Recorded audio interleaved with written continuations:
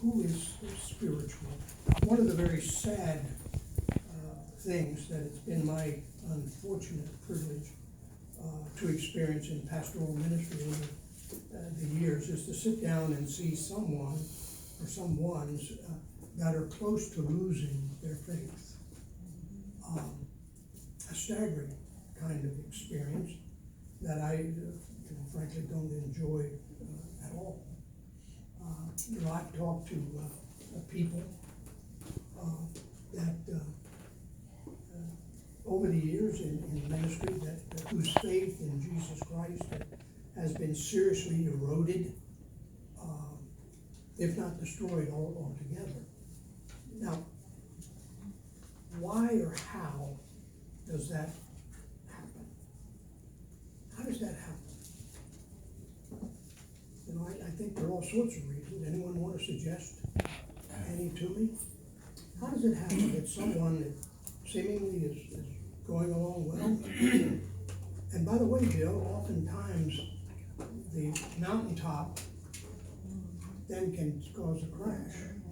Well, we live most of our lives in the valley, Yeah, and the mountaintop experiences, although they're fantastic, they're rare. yeah. And, And unfortunately, there can be a death valley yeah, where things just seem to crash. And have a 20 feet after. Yeah, yeah. I think it happens an awful lot. Again, I'm just quoting from my experience, and I want to build this lesson because I think what we'll find in chapter 2 here, I think we tend to gloss over a whole bunch of things that are there for us. At least I have many times. Like you, I've read most of these books multiple times. I imagine each one of you have. But sometimes you have to slow up and go word by word rather than just paragraph by paragraph and take a look at them. But I think this sort of thing that we're talking about can happen when someone sees the moral failure of a high-profile Christian. As you know, a number of years ago, there was all kind of flopping going on there with people dropping out of the ministry, or sometimes when they're dealt harshly or improperly by a church leader. He hurt my feelings. He shouldn't do that way. Christians shouldn't act that way. Blah blah blah. And then boom, But when they're disappointed by someone that they deeply respected, and come to find out that they were not all that they were purported to be, and you say, my goodness, if that can happen to him, and when the desperate prayers are not answered, oftentimes that can cause a crash. I feel like some death or some tragedy Certainly. can make people Yeah. lose their faith. Yeah. Yeah. Well, in any relationship, I think sometimes unmet expectations, you expect something that's not realistic. Yeah. Yeah. Yeah. That's why we so often are concerned that as believers that we know that no earthly person can meet all of our expectations. Oftentimes marriages are dissolved because there are expectations that are not always legitimately thought. And so when these kinds of things happen in the lives of some believers, it begins to take apart their confidence in God, piece by piece, sometimes inch by inch. And they sort of slide into a very difficult to turn around process of losing their faith. And so, not necessarily be Dick the Downer here as we begin this lesson, but I want to ask you the question this morning, and that is, could that happen to you? Could that happen to me? Could you and I lose our faith? How do we think that's possible? Do you think it's possible that you could lose your faith? And well, you might respond, I don't know, as I thought about it, you might respond, well, I don't know, I don't think so, but how can I tell? And what could cause me to lose my faith? And I want you to take an inventory as you begin seeing the first question, just to yourself. What could cause me to lose my, take this inventory a moment, and I'm gonna ask you this series of related questions and see if we can just sort of investigate this a little bit more. And again, it's all pertaining to what we're going to take a look at in our scripture. And again, don't answer out loud, just within yourself. In what or in whom have you been placing your confidence in being a Christian? Does your Christianity stem from or lean on some other individual in your life? Number two, where does your spiritual life come from? Where does it spring from? Think deeply about these questions for a moment, because they're real life and they affect many, many people. Number three, whoops, get back over there, Superman. Where do you get your motivation to go on in the Christian life? What keeps you going? What provides that impetus for you to grow and to move and to be? And whom are you, or what are you depending upon or relying upon in order to make real progress in your spiritual pilgrimage day by day? You know, there are some folks, and I'm not pointing at Bill that he is one of these, but there are many folks, no, not yet, I'll get him before it's over. I got one fine. Sometimes meet that, I've seen so many through my life. Sometimes you see some Christians just shoot off like a rocket. They get saved and they're in the heavenlies and they're just, praising the Lord, and they go on, and then about 2 months, 3 months, 6 months, a year, and you don't see them anymore. And that all goes back to what started that mountain climb. Right. It's not always as legitimate as your experience, praise God. And I see that there are many, many people, and I hope no one will be offended. I don't want to offend anybody. But if you get offended by chance, then tough.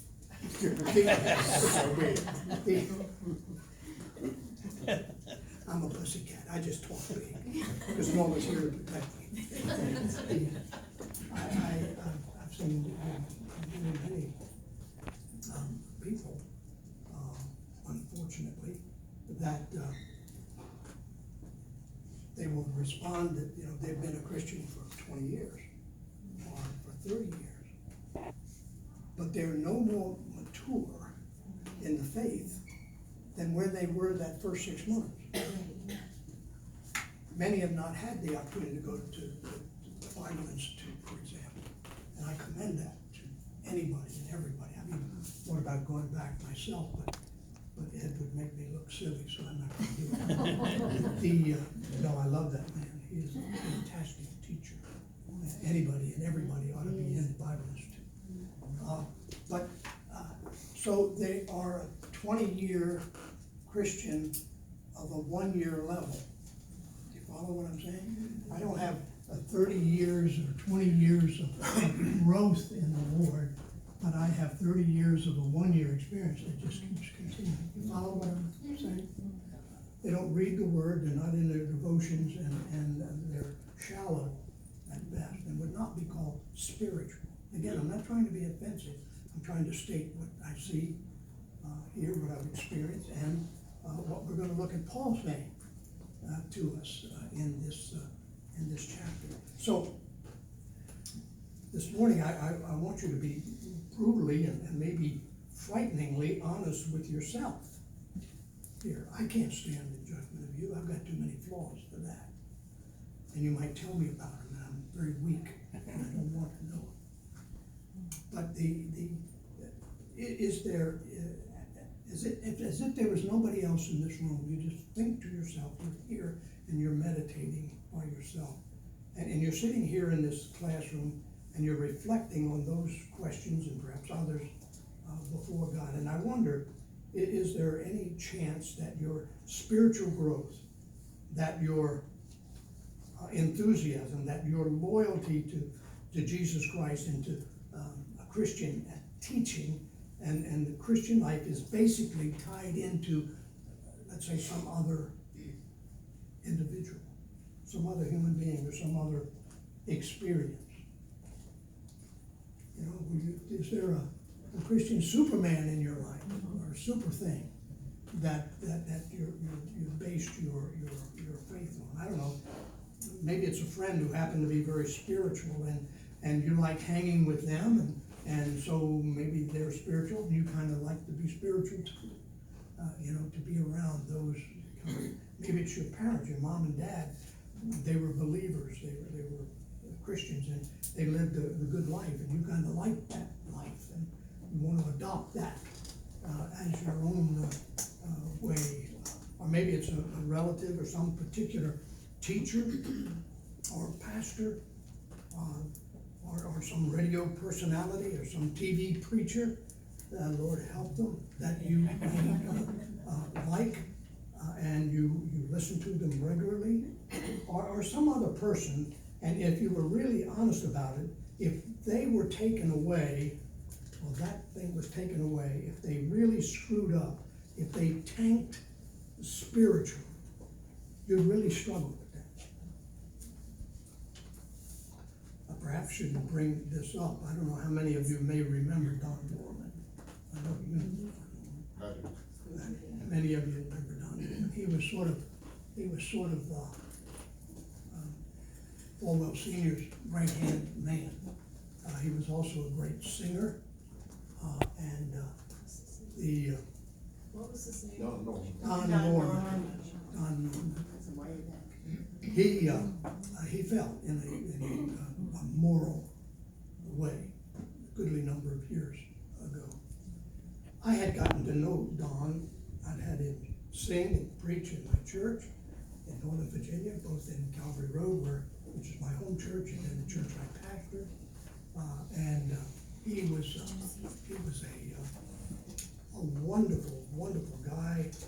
I could always go through him, give him a call, and I could get the Falwell through Don Norman. And I just admired the man. He just seemed to have the most spiritual walk out of the world. And then he fell. And I've got to admit to you, that racked me. I didn't lose my salvation. Came close to losing my sanctification, but it really tanked me. It bothered me a lot. And what I'm asking here in all of this build-up is, hi folks, good to see you. This is Adam and Cheyenne.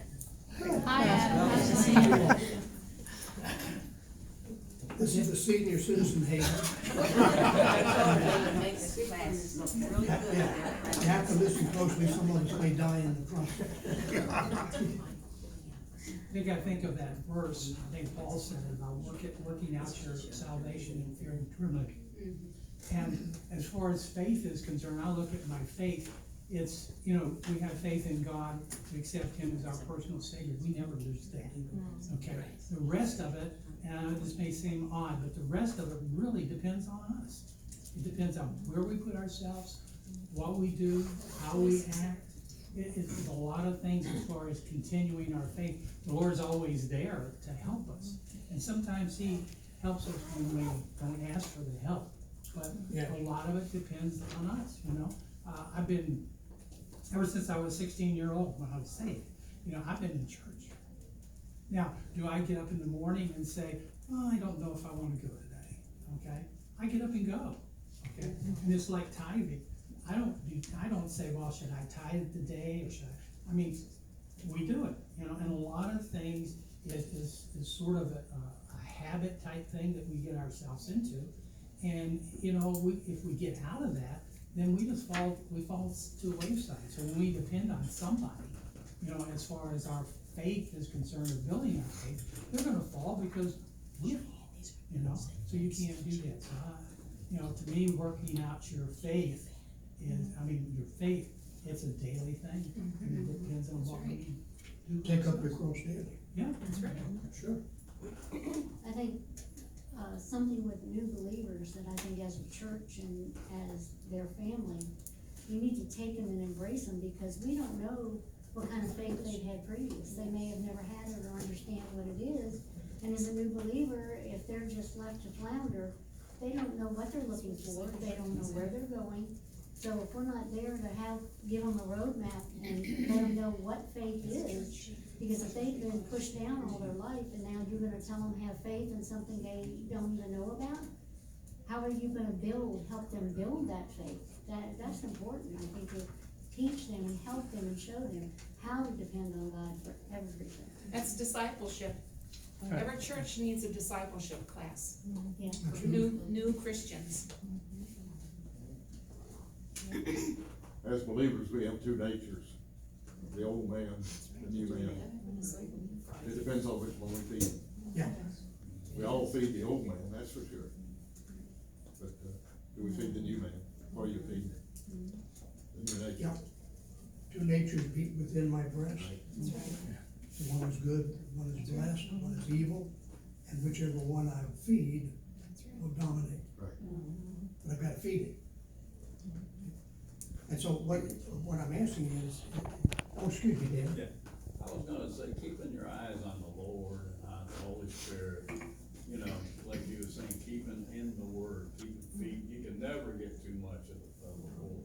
And man will always let you down.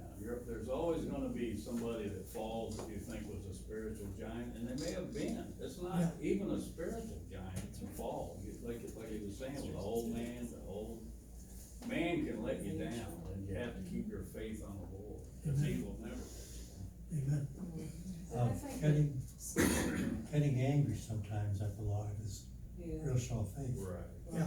I think I was about 10 and I saw a movie about Lourdes, France, Lady of Lourdes or something like that. And it's in a Catholic church. You gotta be Catholic, understand. This little girl goes up to the statue of Jesus' mother and chews her up. And one of the nuns says, I'm gonna take care of her. And the Mother Superior grabs her and says, what faith? Yeah. Another thing to think about in that respect is even when you're talking about people in the Word and you're in the Word every day and you're praying, look at the ones that still were in the Word and they still fell. So you still, Truman Dollar, big pastor, is a big example of that. One of the biggest pastors in Detroit, Michigan. I've used his material in the past. Yes, fabulous pastor. He fell, but he was in the Word. So we can still, we still have to continue. It's a continual, like he said, day by day, hour by hour, And I don't think minute by minute. I don't think it's so much being in the Word, it's living it, doing what it says. Hey, Well, the devil's doing. You can read it all day long, but if you're not doing what it says, then you're just like anybody else. On the other hand, if you don't know what it says, how you live it. that's right.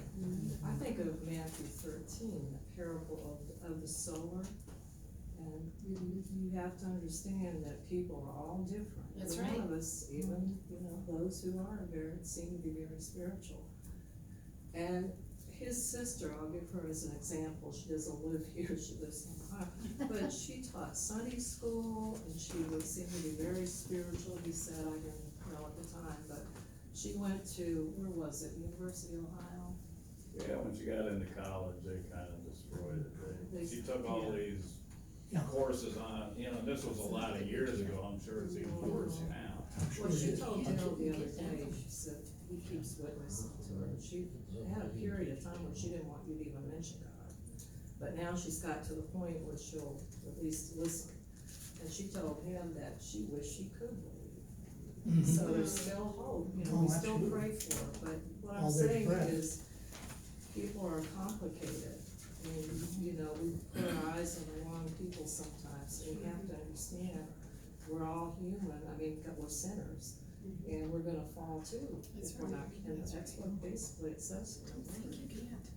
So all of this is, what I'm asking is, and what I think we're looking at in 1 Corinthians chapter 2, as we begin here, in whom or in what are we placing our confidence for our spiritual reality and in our progress in our spiritual life?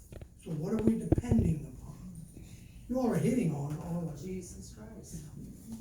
And the bottom line, which we'll see explored here in great depth and beautifully by Paul, is if it is anyone or anything other than a personal relationship with Jesus Christ, then you're subject to fall.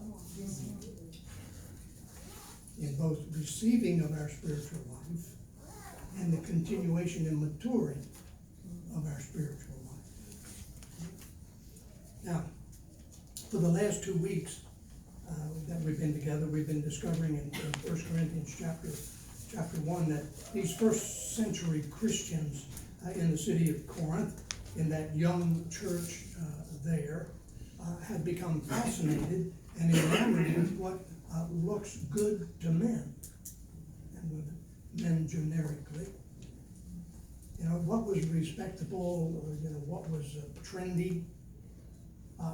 Do you think we're still guilty of that in the Church of Jesus Christ? Lord, I think we are. What's his name on the West Coast doing? What is the big guy down in Texas doing? And then, I served Dr. Rodenheiser for a long time up in Calvary Road Baptist Church, Northern Virginia church, running about 1,000 or so. And we hated for him to go to a pastor's conference. I'm serious, his staff would just moan, because whenever he would come back, he'd have this new thing plop it on the desk and say, we're gonna implement this. So then we change our methods, never message, but methods, all the time. So, and the church in Corinth was looking at what was flashy, what was popular, and humanly speaking, in the eyes of men and women. And so because their perspective was being clouded with what looked and sounds good, they became what? A bickering, divided church. Okay? They had forgotten what it was that had united them, which was the gospel of Jesus Christ as preached by Paul as he came through there. And what unites us, is a message of the cross which God purposely designed to appear foolish in the eyes of men. We looked at that last week and the week before. There was nothing particularly respectable about the message, about the word of the cross, as the Apostle Paul said. It's something that offends the Jews, and it makes Greeks laugh with derision, and it demands humility on the part of anyone who believes it. That's you and I. Now, in chapter 2, our text for today, if we'd ever get through with this introduction. That's our way. Yeah. That's the way I'm gonna be, you leaving, all right. Paul begins to point out a second truth that these believers have forgotten. In chapter 1, our message is not respected by men. Remember, the Jews laugh, the Greeks want a sign, want wisdom. But chapter 2, the success of our message is not determined by what men do. And so these 16 verses we're looking at right now, I want to examine two things, which we may not get more than introducing point 1, and that is this. What about your faith? Or what about the launching of your faith? The launching is not on the PowerPoint, as you can see, but it is in your notes. The launching. What about the launching of your faith? What about that? Was it the result of man's persuasion or God's power? I don't know about any of you, and I'm not particularly proud of this, but early in our Christian life, I got saved on October 31st, 1971 at 2:30 in the afternoon. And the church that we attended called us soul winners. We believed we were supposed to be soul winners. And so we attempted to do that. But the church was so fanatical about it, and praise the Lord, as opposed to not being in any way fanatical about it. But it was almost like, and maybe this is man's bastardization of the message, but it was also, it was almost like going out and bringing home scalps. And we'd come back, and how many people do you win to Christ? Well, we say 1, 2, 3, 4. I won 4 to Christ tonight. And I remember chasing a guy around in his own house, his own apartment. And I even followed him into the bathroom to try to lead him to Christ. And finally, to get rid of me, he accepted Christ. You know what I'm saying? Yes. He lasted 3 months I was gonna say. in the church. And now that poor soul, and I pray he had gotten saved sin, but that poor soul is worse than before. And I've asked God to forgive me many times. Only needed once, but I had many times asked him. And so, you know, there are those that are in the church today that have made a, quote, a decision when they were 6, when they were 4, when they were 12, when they were 20, that was based on some form of persuasion. That's right. And that was the launching of their, quote, faith, which then was only energized by the dynamo of that decision, as opposed to the continuing presence of the Spirit of God within their lives. Does this make sense? Yes. To you? This is what we're talking about, and we need to get, where did what was the launching of our faith? You remember very, very well, as you just testified, at 16 years old, and you asked Christ to come into your life. And I don't remember the date or the time. Well, you're not saved. I know where. I know where it was. I know I was What, where, how, and 16. who. I can't tell you the day or the time. Well, I remember too. I remember October 31st, 1971, 2:30 in the afternoon, in the basement of our house, this house that Norma was talking about, and a man named Deacon came over and led me to Christ, and I received it. So I know that. And I got a new husband. And you got a new husband. It was no richer, but you got a new husband. Well, I was brand richer. new, really good. All right, so what was that? What was it about the launching of you? Was it the result of man's persuasion or God's power? Is the thing we're looking for. Look at these verses with me. 1 Corinthians chapter 2, verse 1. And when I came to you, brethren, Paul speaking, under the inspiration of the Holy Spirit of God, I did not come with superiority of speech or of wisdom, proclaiming to you the testimony of God. For I determined to know nothing among you except Jesus Christ and Him crucified. I was with you in weakness and in fear and in much trembling, and my message and my preaching were not in demonstration or in persuasive words of wisdom, but in demonstration of the Spirit and of power, so that your faith would not rest on the what? Wisdom. Wisdom of men, but on what? The power of The God. power of God. So where does your salvation rest? If it's valid, it's the power of God. If it's not the power of God, it's not valid. However spiritual you may seem. Everybody follow that? Okay with that? So, there are some primary observations to magnify here for our thinking for a moment. This messenger from God, Paul, was convinced that the gospel's proclamation requires a singular focus.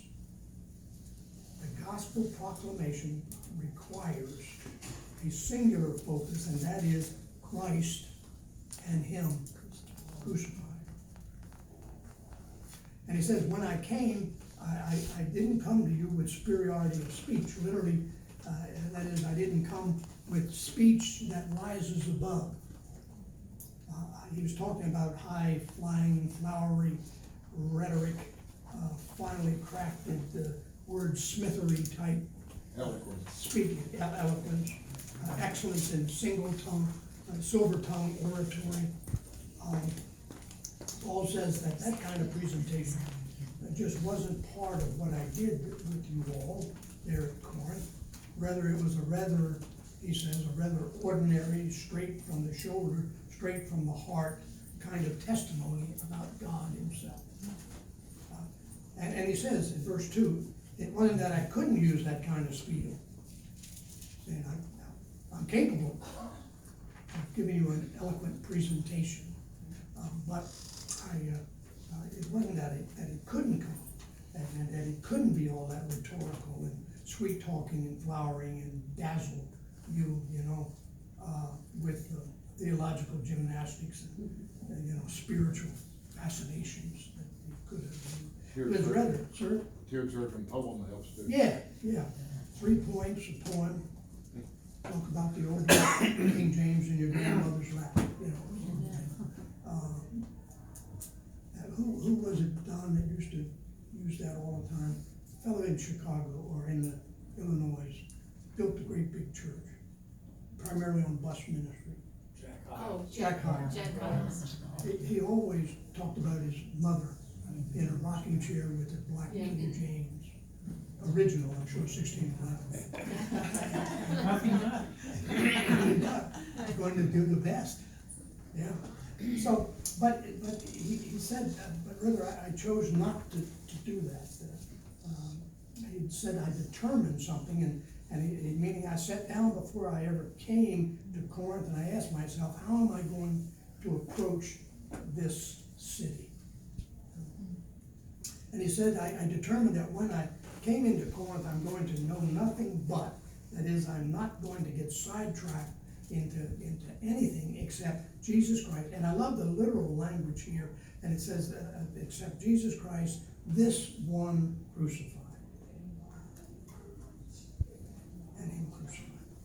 Now, I don't know if I need to tell you this, but because you know it, that to stick to that message today requires a definitive trust.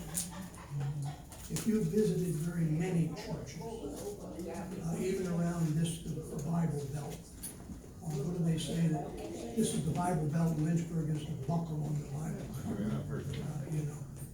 Belt? I'm not taking shots at anyone in particular, other than simply observe that all too often Christian speakers and Christian broadcasters, Christian booksellers, Christian ministry, often tend to talk about just about anything else but Jesus and that one crucified. Focusing on, and again, if you think I'm wrong in this, but they'll focus on what God will do for you if you send this kind of